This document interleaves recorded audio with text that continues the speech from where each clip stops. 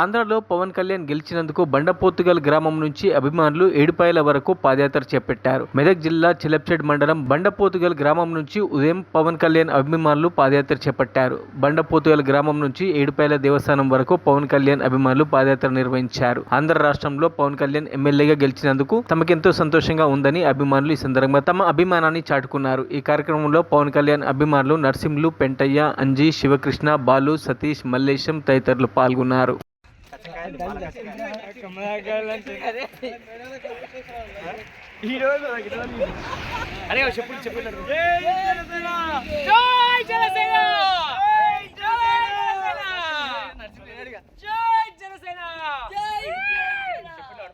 మరిన్ని అప్డేట్స్ కోసం మా ఛానల్ని సబ్స్క్రైబ్ చేయండి.